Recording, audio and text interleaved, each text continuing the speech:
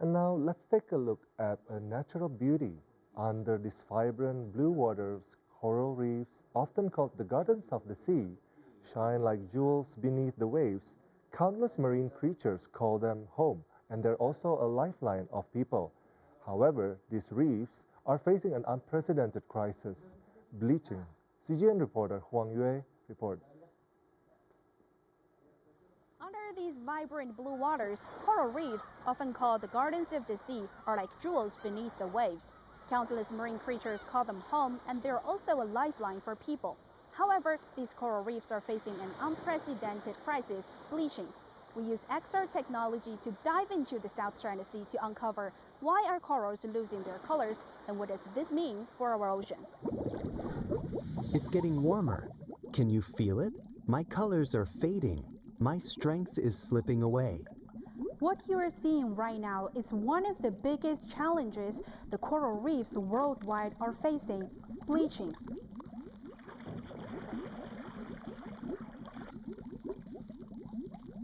But first, let's find out where their brilliant colors come from.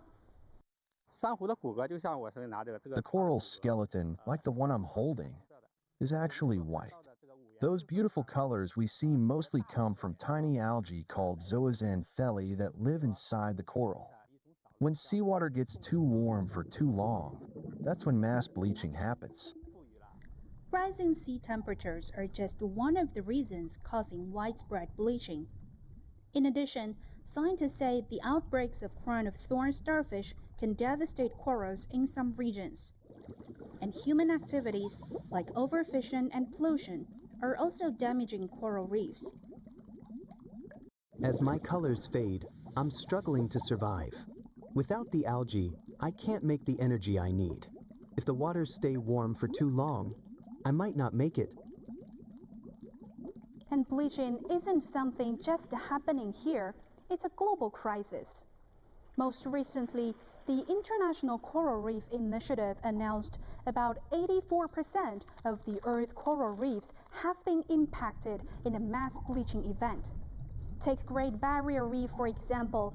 Australian scientists are also seeing stress, as mortality events are occurring at an unprecedented rate. This current fourth global mass bleaching event started in the Caribbean in the summer of 2023. It has continued to ongo and impact Australian reefs in 2024, Western Australia reefs in 2025. So this fourth mass bleaching event continues to impact reefs around the world, which is a clear sign that the ocean warming and the climate change impacts are a global pressure. Facing such threats, scientists have been working tirelessly to safeguard the coral reefs. Among them is a coral biologist affectionately known as Coral Mom, who has dedicated her life to restoring these fragile ecosystems. We've been working on coral reef restoration for nearly 20 years, across the entire South China Sea, from the southernmost Nansha Islands to the Xisha Islands, the coastal waters of Hainan Island, and parts of Guangdong Province. So far, we've restored around 30 hectares with nearly 400,000 corals. Protecting coral reefs isn't something one country can do alone. It takes shared commitment from all coastal nations to exchange knowledge, technologies, and solutions. And here on the seabed, moves are underway. China is actively working with neighboring countries in the South China Sea to combat illegal coral trade and implement fishing moratoriums. Scientists play a key role in these efforts, participating in global coral reef symposia and collaborating with international peers. China has also built strong partnerships with countries like the US, France, and Australia through lab exchanges and joint research projects. As a signatory to the Paris Agreement, China has launched a series of climate strategies and actions that contribute to coral reef protection. However, scientists worldwide acknowledge that their efforts alone are far from sufficient to preserve the reefs. We're not going to build entirely new reefs with just restoration techniques alone. We need to have immediate action on climate change and significant action if we're going to save coral reefs. For millions of years, we have flourished in these warm, clear waters, sheltering life, nurturing abundance.